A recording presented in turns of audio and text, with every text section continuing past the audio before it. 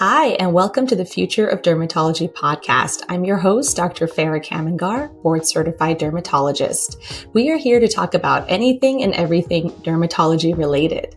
You'll hear from me and my guests who are dermatologists, physicians, experts, scientists, residents, and medical students in the field of dermatology. We publish weekly, so if you like what you hear, hit that subscribe button and show us some love, and thank you for joining us.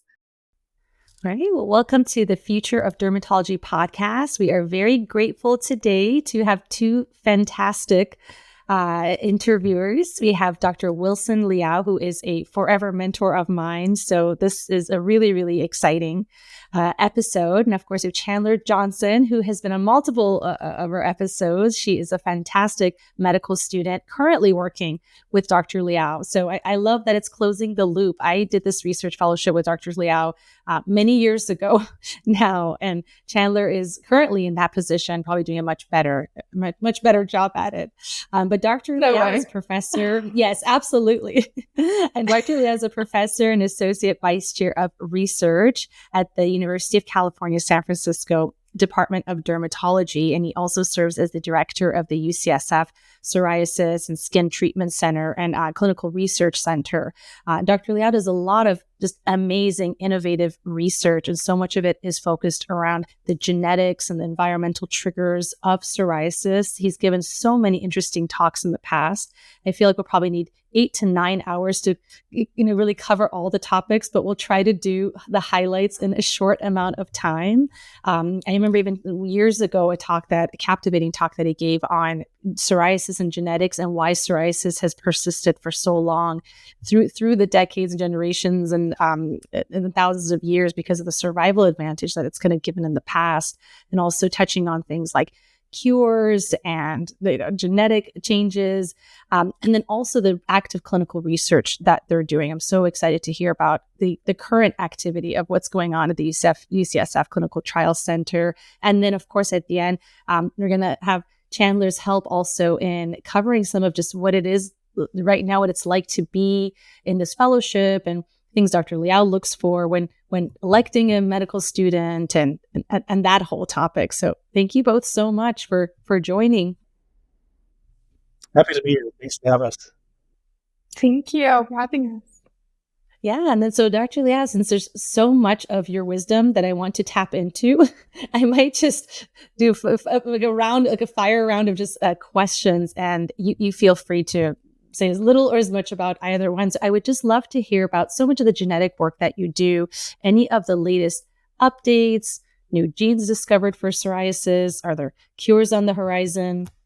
Yeah, fantastic question. And the genetics of psoriasis is a passion of mine, because when I first started out as faculty, that was like my first project of interest.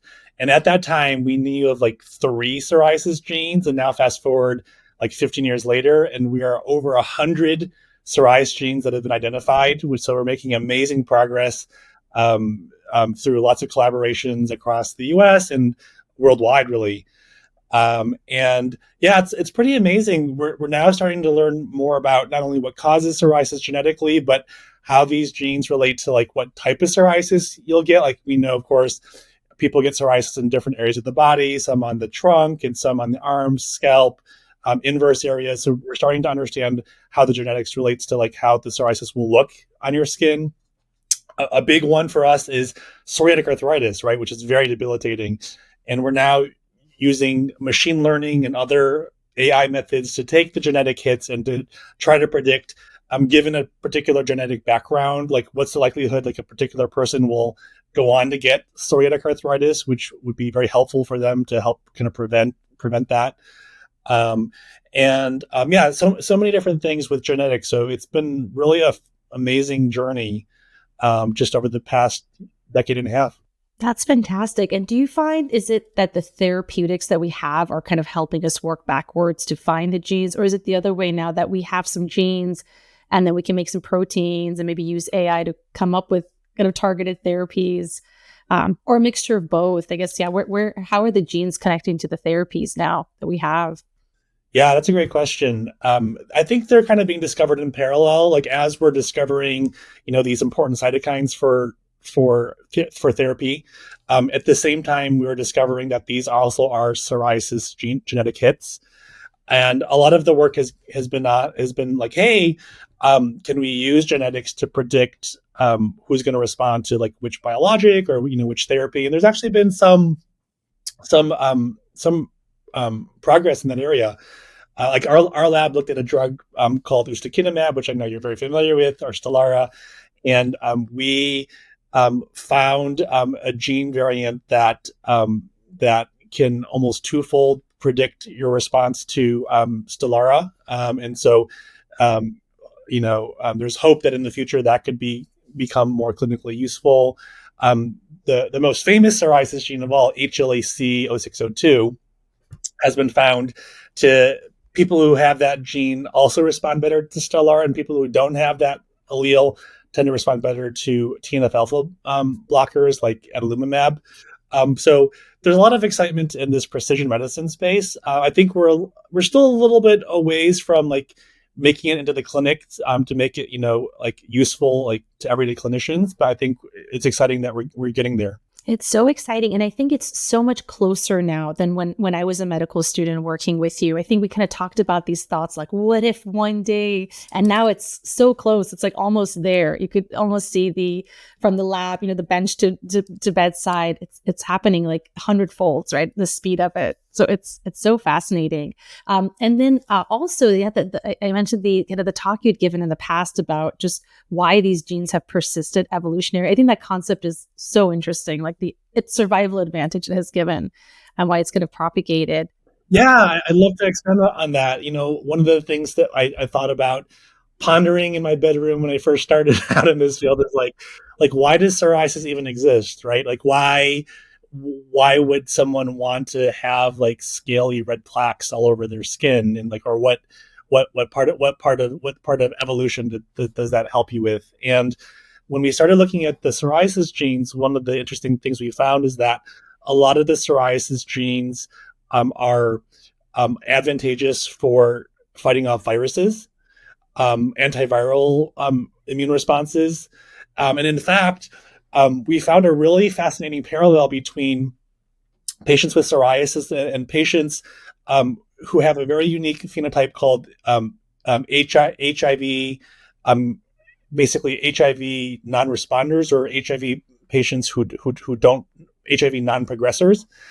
So the HIV non-progressors are patients who have who get HIV infected, but without any therapy at all, they fight off the HIV virus. They don't actually need heart. They don't need medications. They just spontaneously maintain HIV at a very low level in their body. It's like, oh my gosh, how does the body do that? And it turns out that these elite controllers, or these non-progressors, they tend to have almost a very similar genetic profile to patients with psoriasis. And so kind of my concept is that, there's all these genes that are in our bodies that help us defend against bacteria, viruses, different things. And particularly the ones for viruses, are beneficial to fight off the bad viruses. But when they get activated unnecessarily, they cause psoriasis. So like these genes are like dual-edged swords. Like in one sense, they're beneficial for like fighting off viruses in the right situation. But in a different context, when they're being like activated for the wrong reasons, they give you, the inflammation of the skin, and you get psoriasis. So it's kind of like a dual-edged sword. But I thought that was really fascinating.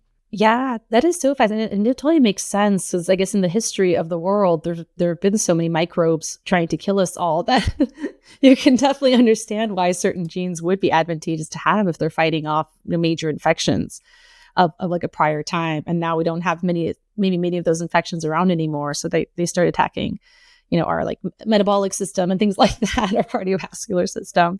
The arthritis information is so interesting. Do you think that's kind of getting close to being clinically relevant, of where we could like test for these genes and then maybe start patients that are at higher risk for psoriatic arthritis like earlier on maybe more heavy duty medication, even though they might have like a single plaque somewhere on their skin, but maybe not necessarily correlating with if they're going to develop arthritis or not? I definitely think the field is moving towards earlier, more aggressive intervention to see if we can head off psoriatic arthritis, but also, some of the comorbidities of psoriasis. There's actually a trial going on now with some of my colleagues. Dr. Jose Scher at NYU is involved as well, where they're taking patients who have psoriasis and like ultrasound abnormalities of their joints, but they don't have full psoriatic arthritis yet. And they're randomized into either treatment with guselkumab, which is an IL-23 inhibitor, or topicals and phototherapy, and then follow over time to see is like if you treat a patient with psoriasis and sort of like pre-psoriatic arthritis symptoms kind of earlier, can you like prevent the development of psoriatic arthritis? So I think it's really interesting. There's a lot of interest in can we do preventative medicine? Can we, once someone already has joint damage, right? It's hard to reverse that. So, idea is, can you get ahead of the curve? And I guess the one other question, it just makes you think. So if somebody has, let's say, family member has the genes, do we still know much about that? They don't have even psoriasis yet or psoriatic arthritis, but maybe a family member does, and then you test everybody in the family and a couple have the gene.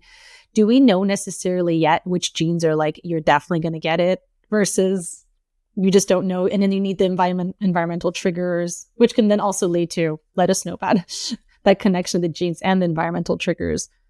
Yeah. And from the genetics work that we and others have done so far, it looks like just using DNA profiling alone, you can kind of predict with maybe up to 70 to 80% accuracy whether someone will go on to develop psoriatic arthritis. And then now where the field is going is like the genetics might provide like a baseline, but can you add like maybe like a blood test or a skin biopsy or something else to give you more information to be a little bit more precise. One thing that's fascinating is that we already know in patients with psoriasis that like if you have nail psoriasis, inverse psoriasis, scalp, you're more likely to also have psoriatic arthritis. So there's already some like clinical markers that we have. And there's a University of Toronto has actually developed this tool called Presto, where it kind of takes all these factors together and then you put it into like a little calculator and you can kind of get a risk estimate of whether you're likely to develop PSA. So I think these tools are starting to be kind of developed, and hopefully they'll be hopefully they'll be automated into the EHR such that like the clinician will just get like a little pop-up message and say like, hey, your patient's at higher risk of psoriatic arthritis, please send them to rheumatology for like a screening or things like that. Yeah, that would be fantastic. Like that's where the future is going. And the environmental triggers, I know you've done a lot of work around that. So let's say you have the genetics, kind of what other pieces are necessary to then make the whole psoriasis picture?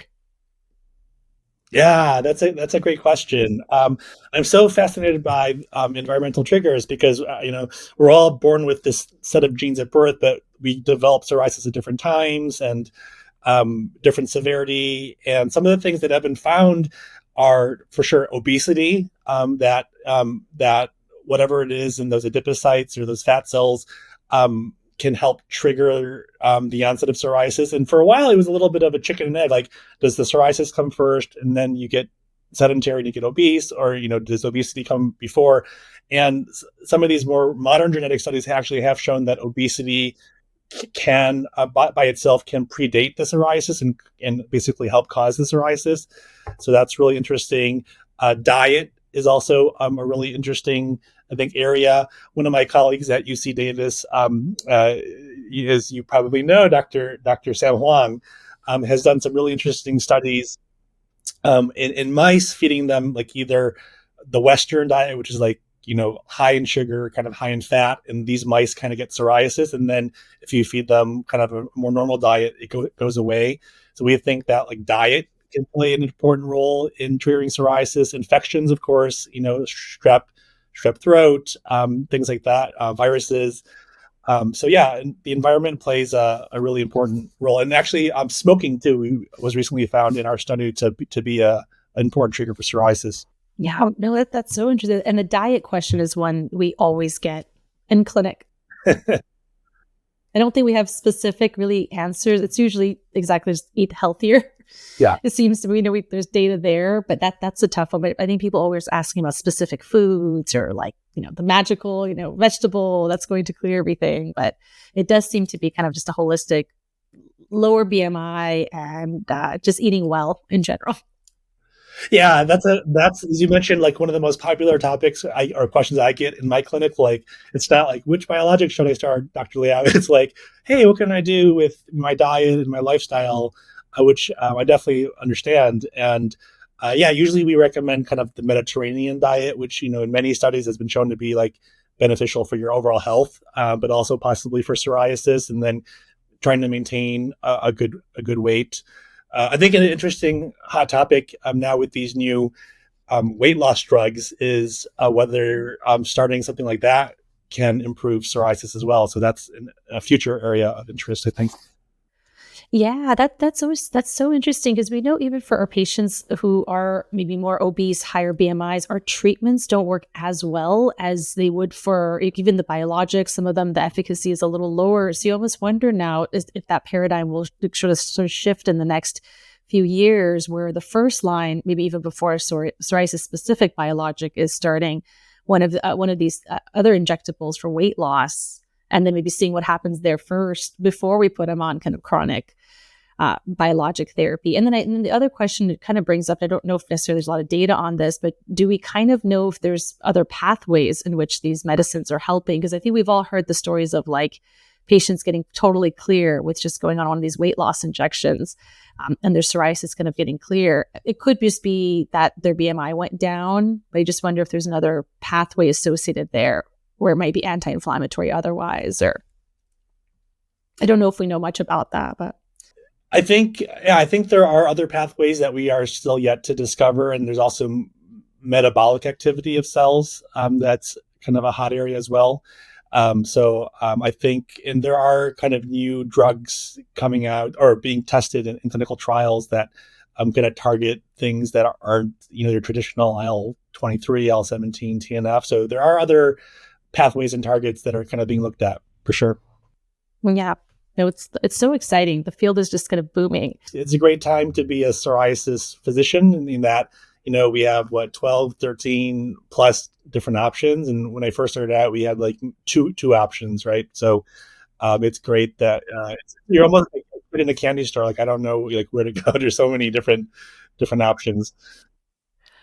It's true. I think when I was a med student, we were doing still trials with like etanercept and Humira. And so now there's just so much more out there. And that actually leads me to the next question. There's so much coming out, and so much of it is actually being done by your group. So I would love to actually hear about your current studies and what you and Chandler, the team, are kind of working on, if there's things we could all enroll in. You guys are doing the most cutting edge research. Yeah, thanks for asking. Part of my lab is very interested in using kind of the latest, omic technologies to understand psoriasis. And so one of the studies that we're doing now is whether we can treat patients with guttate psoriasis and treat them pretty hard with a biologic therapy and see if we can kind of get them to kind of go into remission. And at the same time, we're doing like single cell sequencing from those patients to look at the molecular profile. Another one that Chandler can talk to you a little bit about is this almost the same question on the eczema side. So we all know that Dupixent has been a great medication that we've used in the clinic for our atopic dermatitis patients. But there are some Dupixent failures, some patients who don't respond or who lose response over time. And right now we're profiling patients who have either responded to Dupixent or not responded to see what's different kind of molecularly between the two. And that's another study that we're actively enrolling for. And then Chandler, do you want to talk a little bit about our skin tracker studies? Yeah, absolutely. I just want to say thank you again for having me on. It's really fun to be on this podcast with both of you, two of my amazing mentors in the Bay Area. And just y'all been so amazing this year with helping me learn all about clinical trials and getting involved in super cool projects like Skin Tracker, like Dr. Liao was mentioning. So we have two different Skin Tracker projects going on right now. One that's NIH funded and then one that's funded by Janssen.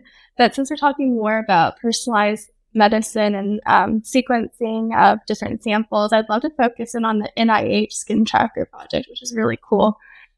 This particular project is aiming to develop an app which has a photo portion where we're trying to collect images that a patient would actually be collecting at home. So it helps make clinical trials more accessible to patients, because I feel like a limiting factor for a lot of these visits is the in-person component. And we want to make sure that people from a wide variety of settings, especially rural settings, can have access to be involved in really the cutting edge research that's being done, especially at UCSF.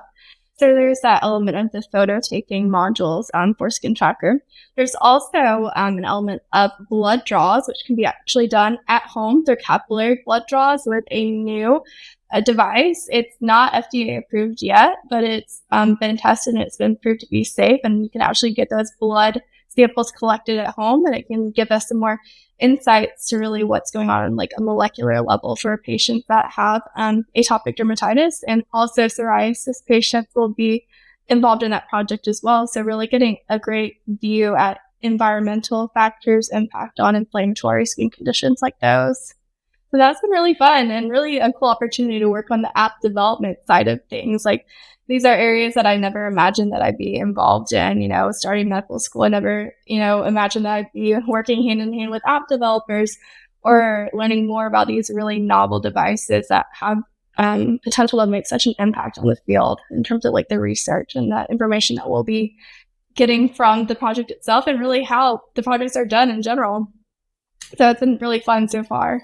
And Chandler's been amazing. She's been these are complicated projects with large teams, working with IT developers and people who work with the home capillary devices. And Chandler's been great, just amazing at coordinating everything and making sure everything's on schedule. So can't say enough about her work. Thank you so much. I'm lucky because I'm very detail oriented, and this is definitely a project with small details. So it's been fun for me. Yeah, a lot of it is just the project management, isn't it? That's fantastic. I mean, both of those sound amazing. One is the health equity piece, because we know a lot of times clinical trials can be so skewed because of just literal logistical access to an academic center, driving, missing work, driving to visits. So some populations have just historically not been included, really, just because of those barriers in a lot of clinical trials. So work like this is really life-changing and kind of changes the data. And for the health equity piece, that's incredible. So it's probably, I'm sure, a lot of nitty-gritty details, but just the social implications of work like this is fantastic. And then the capillary testing, oh my gosh, that's just like mind blown from, where the kind of the future is going.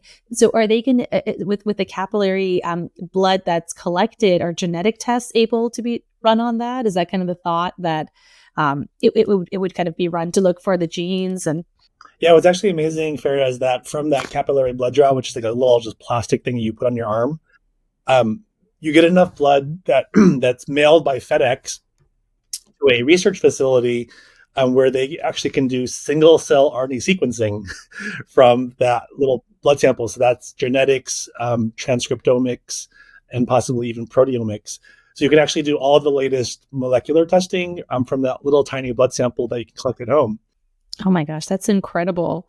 And are they, I'm going to ask some questions now that are going to make it very obvious that I'm not a basic scientist and a general dermatologist in clinic.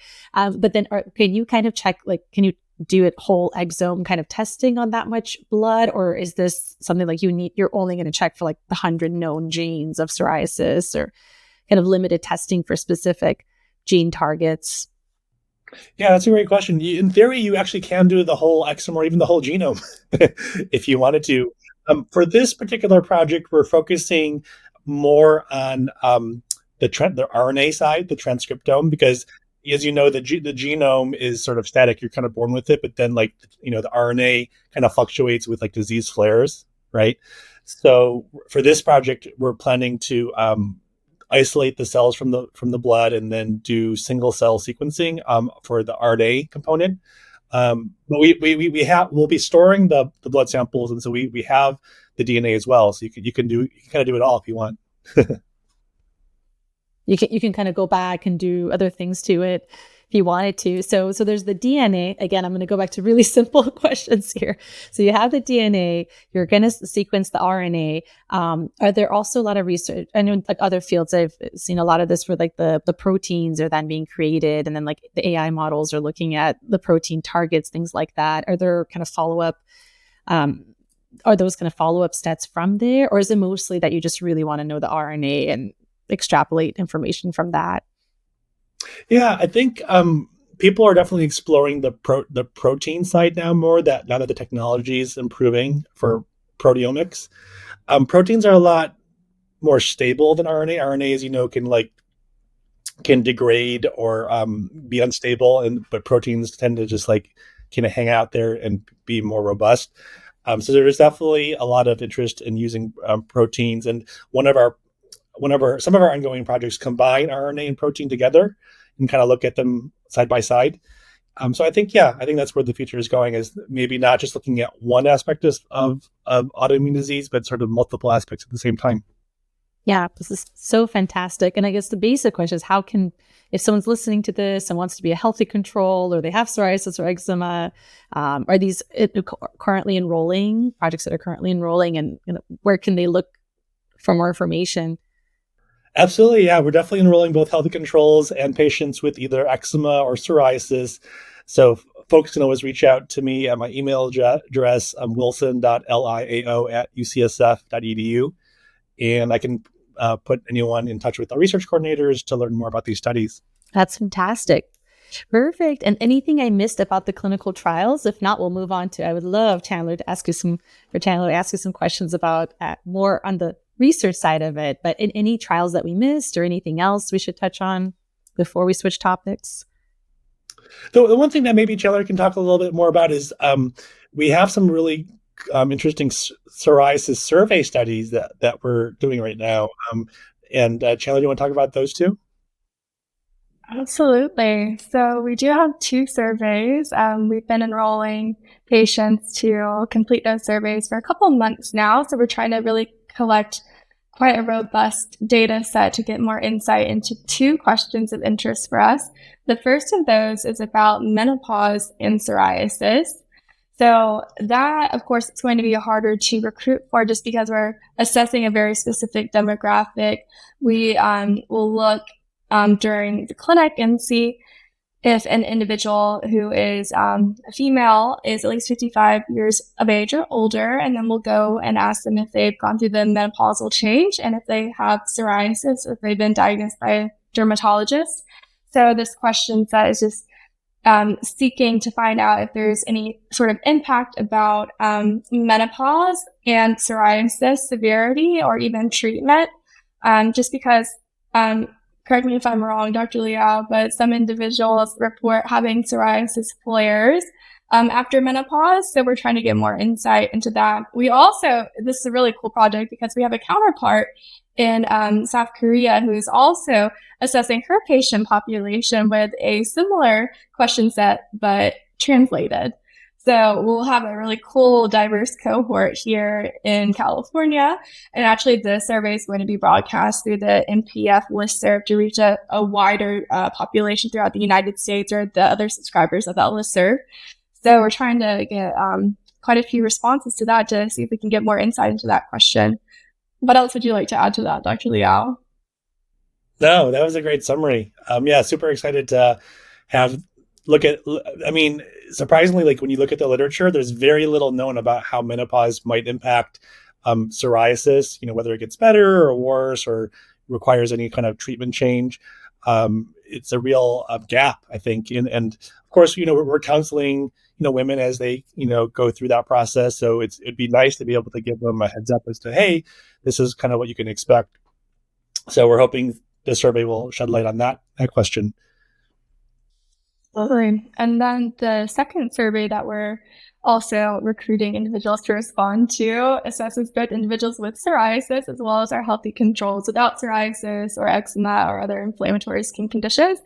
And this is looking at sleep and psoriasis. So we're looking at things like sleep as well as mood, and how there may be an interplay between both of those 2 aspects. So much easier to recruit for this survey because we're looking for any and all individuals with psoriasis to answer, no matter gender, sex, age group. So we've got quite a few responses so far. This is also going to be sent out through the NPF listserv too. So we're looking forward to that being sent out in March and getting even more robust data from that. And part of this project is inspired by my amazing colleague, Dr. Tina Bhutani.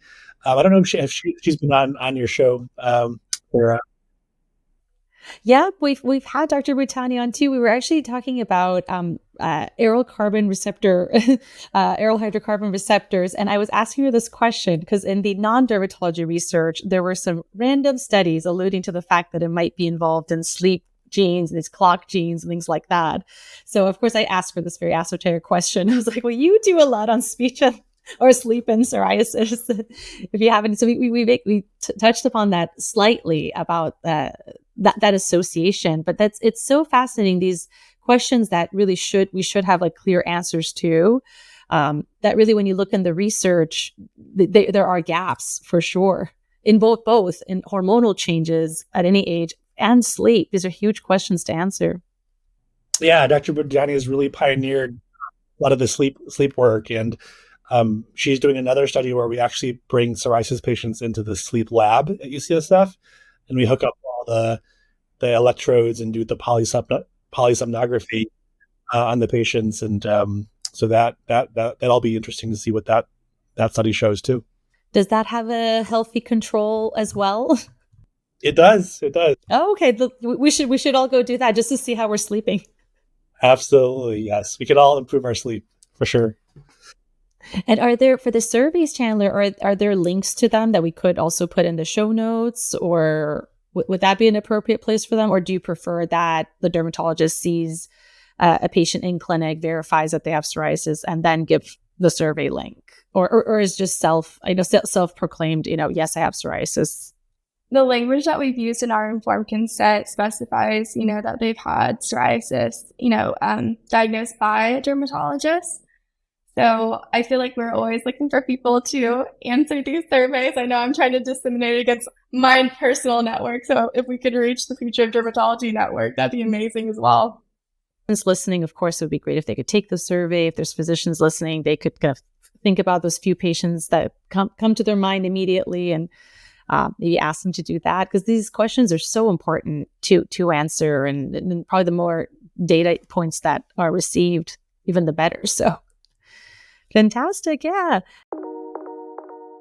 Thank you for listening to the Future of Dermatology podcast. Remember to hit that subscribe button and share the podcast with your friends.